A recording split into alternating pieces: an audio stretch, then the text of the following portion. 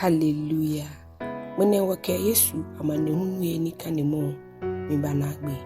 Ni wanagbe ni kanimo wabana ye Luka sanekpakpa icho ni jinumai enyo ke edwe.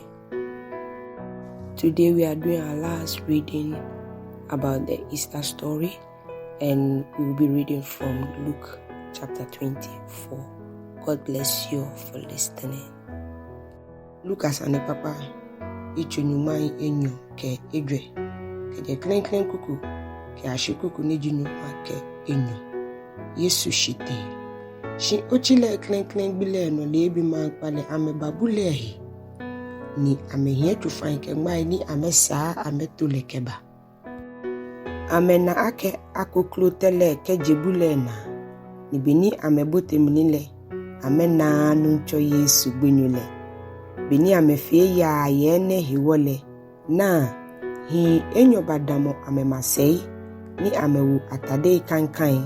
Shibeni ameshio gbeye. Ni amemamo amehie shile.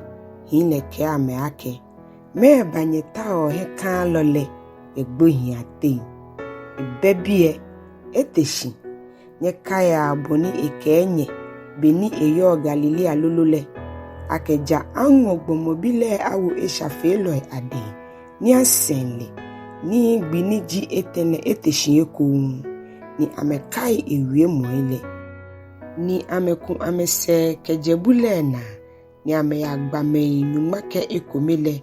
Ke mei ni eshwele ni nefe. Maria Magdalena. Ke Yohane ke Yakubu nye Maria. Ke ye ni eshwe ni fata amehele di mei ni bagbabofo ele ni ne. Ni neke wie mwe nefe tamopashia asandi. Ye amehie. Ni ameye. Chi Petro teshi. Ni shafwe ke tebulehi. Ni beni ekotoshi ekwemnile. Ena nuko. Akeja klala lekeke. Ni ejejen ete ewe. Ni ena kpe ehe. Yenoni ebalehe. Hallelujah. Ke yekuku niji nyuma ke ete. Ke ashi nyuma ete ke inumo.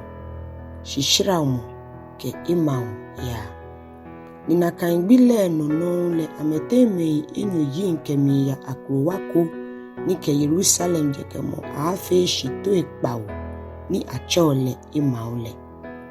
Ni amemi ngbagba ni bi ni eba nefe aisanjin ye amete.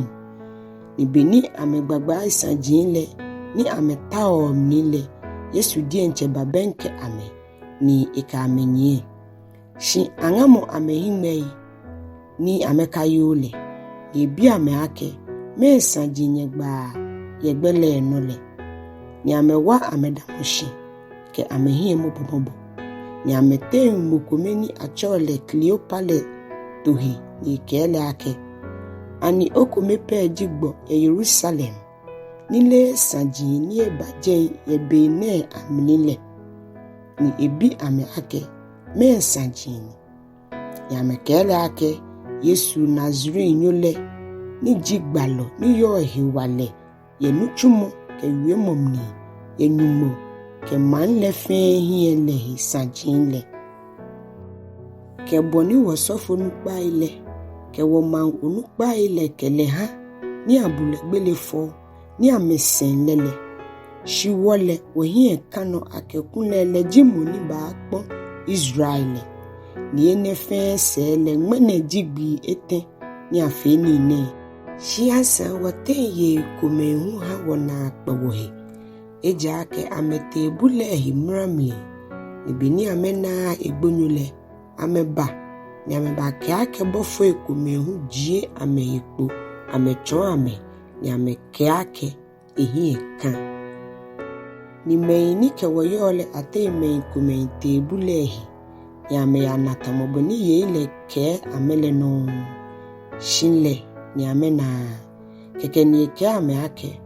O kwa shiai. Ni nyeyo shon yenye trimli.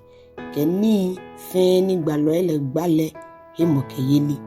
Anije esa ake Kristo le ananeke Amanehulu ine. Ni ebote nunyam lemli. Ni eboi ke je Mose ke gbaloi le feno ye chome ni bi ni yo malele fem ni ye ehele ashishi ni amebenke akruwa ni ameya mnile ni feta mono ni eya ehiegbe ni amenye no ameke oke wanshi eja ke jemina ye shehi ebule eta ni etemni ni ke ame ya hishi ni bamli yake beni eke ametra ni ahele eko abolole ni jono ni kumomni ni eke ha ame keke ni amehime egbele ni ameyole ni laje ya amehi ni amekeke amehi ake aninoko eta womni beni eke woyuo yegbele no ni echon wo maleile amnini ni ameteshi ye na kaimle twale nonon ni ameku ameseke ba Yerusalem ni amebana menyumake ekomele ke meini ke ameyole ni amebua amehina ameminke ake eyemni ake nunchole eteshi ni ejie ehekpo echon simo ni amehu amegbano ni ba yegbele enole ke boni fe ni ameyole ya abolo kumole mnine. Hallelujah. Keje kuku ni jinyumai ete ke ipa ke ashinyumai edwe ke nehu Yesu jie ehekpo echon kaselɔi ni beni ameyuo ni ne ahele Yesu die ncheba damo amete ni ke ameake hejole ahanye shi amehelishi ni ameshegbeye amesusu ake mumoko amenale ni ke ameake me banye jija ni me yowo ni waneje tioshi yenye twi amni nyekwa mi ni jin ke mi na jin ni nyana ake mi die ncheni nyeta mi henyekwa shimumo behelu ke wi tamobone nyena ake mi yone ni beni ewie ne kende eke enijin ke inajin chwame shibeni ameye lulu emi shehiwo ni amehi efe ameyale eke ameake nyeye noko ni ayo ye bielu ni amehale lo kuku ni ashi ni ehe ni eye ya amehi ni eke ameake ene meji wie moi ni mikenye wie beni mikenye yo lulule ake jani bi fe ni angma ye Mose mlale ke gbaloile ke lalaile amni ye mihile nabamli kekele igbele amedwemuna kuni amena ngmaleile ana ni ke ameake neke angma ni neke isa ake Kristo le Ana Amanehulu ni teshikeje gboyin atin egbiniji eteleno ni ashie twi chakemu ke shaifa ye egbe elemni achon majinfe ni abon keje Yerusalem ni nyeji neke ni ne ahi odasefoi ni na mi hami teshuole abanyemo shinyele ni hiashie Yerusalem manlen kashi beyino ni ajemwe awonye hiwale. Hallelujah.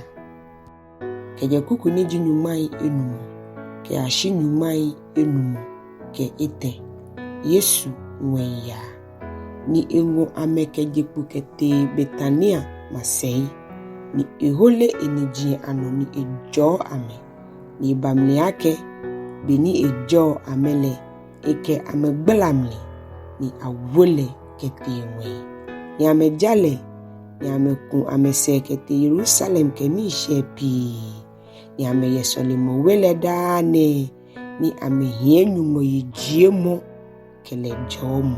Hallelujah.